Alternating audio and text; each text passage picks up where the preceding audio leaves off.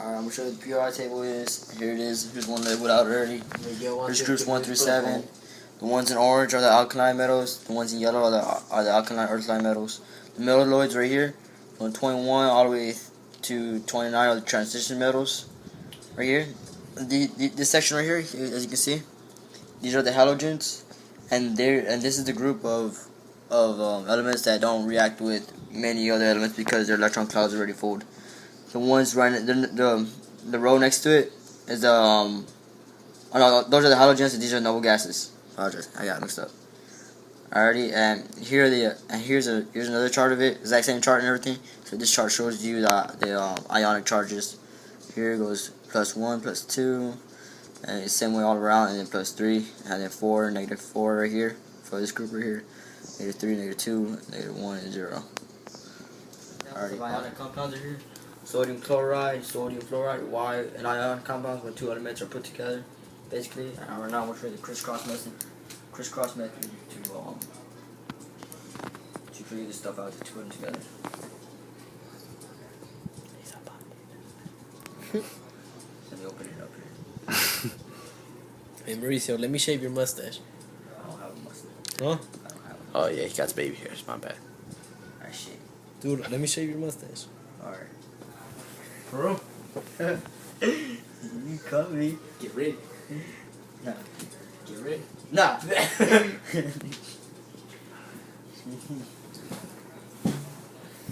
Let me shave your arm hairs. No, don't touch me. Dude, I won't cut you. No, don't touch me. Don't touch me. Don't touch me. Alright, here's an example of the crisscross method. This is how you do the crisscross method. You have two elements, and you get the number right here, which is I think it's the element compound or the element amount. So it's like Li and O2, and you put them together, and what you basically do is just switch the number from a top to right here. Just basically how the diagram shows. Anyway, I'm gonna show you another example when there's the Damn. You just like shaving, don't you? Like, dude, this is Here, here's a better diagram where the ionic compound crisscross method is shown. So what you basically do, see calcium 2 plus nitrate -1 charge. Dude, what you you gotta do? cut your nails. Dude, shut up. Alright, you get calcium right here. This is basically how you crisscross. You get the numbers on top, and you basically flip it. But we say NO3. That's the amount of oxygen that's in nitrate. So you leave it there. You don't times it, and you put in parentheses. And since it's just one nitrate, you don't have to put 1 down there. And you put the calcium over here to 2. And it basically is the same way all the way around. You go 3. There you go. different types of matter have different molecules. The molecules of a solid are all squeezed together, almost no space. The molecules of a liquid, they're a little bit more loose around, they can move around a little bit. And the molecules of gases are sparsed out, free to move. Sublimation is the transition from the solid phase to the gas phase without passing through an intermediate liquid phase. Deposition is the settling of particles or sediment onto a surface. Melting is to become when a solid becomes a liquid. Solidify is when a liquid becomes a solid. Vaporization is the phase transition of a substance from the liquid phase to the gas phase. Condensation changes in the state of matter from the gas phase to the liquid phase. And that is it. Polar nature of water. Polar describes compounds that have a dipole moment because they consist of molecules that have negative and positive poles. Why does ice float on water? Like most things that float, ice floats because it's less dense than liquid water. Ice is about 9% less dense. When ice forms, it takes up about 9% more space than it did as a liquid.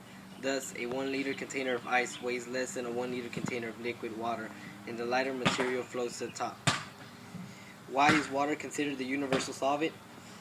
Because more substances dissolve in water than any other chemical. This has to do with polarity of each water molecule. The hydrogen side of each water molecule carries a slight positive electrical charge, while the oxygen side carries a slight negative electrical charge. Example of a saturated solution. A saturated solution is a solution in which no more of the solute can be added to the solvent. If you take a glass of water and add sugar or a salt, for example, the solution is saturated when you cannot dissolve any more of the salt or sugar in the water. What is an example of a supersaturated solution? When there is too much solute in a solution that can hold more. For example, when you have a lemonade and you add sugar and the sugar won't dissolve, the solution has too much sugar absorbed and it can't dissolve more. What is an example of unsaturated solution? An unsaturated solution is when there is too little solute in the solvent. When you add salt to water, you can mix the solution and the salt seems to disappear. You can continue adding the salt into the glass of water and mix it until the salt starts to disappear. This indicates the solution has too much solute. The time before the salt started appearing was when you had an unsaturated solution. Is gas solubility dependent on pressure, temperature, or both? The solubility of solutes is dependent on temperature. When a solid dissolves in a liquid, a change in physical state of the solid analogous to melting takes place. Heat is required to break the bonding holding the molecule into the solid together. At the same time, heat is given off during the formation of a new solute-solvent bonds. How does temperature affect density? Volume varies with temperature. Generally, as temperature increases, volume increases due to thermal expansion. So as the temperature increases, density decreases. The bottom line is density is not constant. The density of a substance varies as the temperature changes. For instance, water has a maximum density at 3.5 Celsius. A temperature above or below 3.5 Celsius, water expands. That's it. Answer whether each of the following can conduct electricity in water. Sugar. No, it cannot because it doesn't produce ions to make electrolytes. Salt. Yes, it can because it does produce electrolytes. Brine. Yes, it does because it produces electrolytes. Cooking oil. No, because of the same reasons oil can't mix with water, they can't mix to make electricity. Therefore, they can't make ions and make electrolytes. Tap water. I'm not too sure about this one, but I'm guessing yes, because tap water does have ions and it can produce electrolytes to make electricity. Alright, that's it. Acids and bases. Identify which are acids and which are bases. Oven cleaner is a base. Drain cleaner, depending on which one you buy, can either be a strong acid or a strong base. Car battery is an acid. Baking soda base. Bleach base. Lime and lemon are both acids. What do they taste like? Acids taste sour and bases taste bitter. What can they produce in water? Acids produce hydrogen ions, which it also means they give away their hydrogen ions. And bases, they produce hydroxide ions, and it kind of just means that they accept hydrogen ions. What color do they turn litmus paper? Acids turn litmus paper blue litmus paper into red litmus paper, or they turn it from blue to red, and bases turn it red into blue. So like bases are the opposite of acids. What happens when you bring them both together? Well, there's a lot of different things. If they're equally acidic and basic, they cancel out. On the other hand, if you mix a strong acid with a weak base, then it becomes acidic. And if you mix a strong base with a weak acid, then it becomes basic. Matter cannot be created nor destroyed. There are no more atoms at the end of a chemical reaction than there was at the beginning. This is called the law of conservation of mass. When you react two molecules of hydrogen gas H2 with one molecule of oxygen gas O2, you will get two molecules of water H2O. In the equation 2H2 plus 1O2 equals 2H2O, you started with 4 atoms of hydrogen, 2 atoms of oxygen, and you ended with 4 atoms of hydrogen and 2 atoms of oxygen. The atoms were rearranged in the chemical reaction above, but they were not created nor destroyed.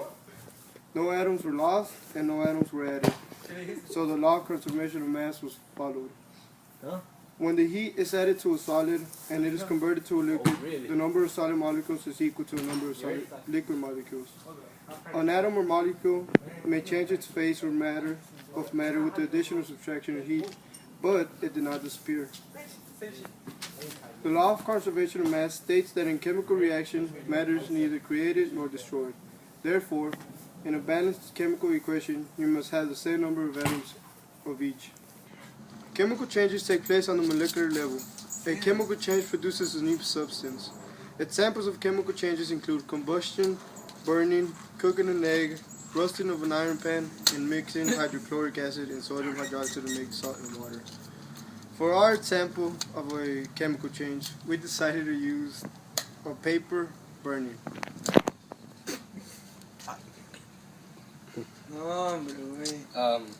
We're having technical difficulties right now. Just give me a second. Boo! Alright. Fucking. Yeah. Put it down like this. Yeah, let's go. See? Oh! Because you can't see it. You still Probably can't see it. You can't see it, but there's a flame there. Now it's gone. The smoke. 420 bitches. Do it. Did you forget this is a school project? Physical changes are concerned with either energy and states of matter. A physical change does not produce a new substance. Changes in state or phase, melting, freezing, evaporation, condensation, and sublimation are physical changes.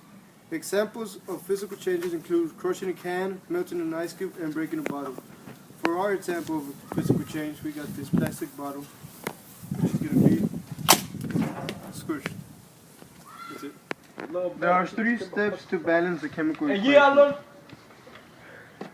First, you have to write the unbalanced equation. In my example, which is SnO2 plus H2O is equal to Sn plus H2O. And then, second step, you have to balance the equation. SnO2 plus 2H2O, because if you add 2 over here, it will make this 4, and for this to be balanced, you have to add 2 more over here. So that makes it 4 hydrogen atoms and 4 hydrogen atoms.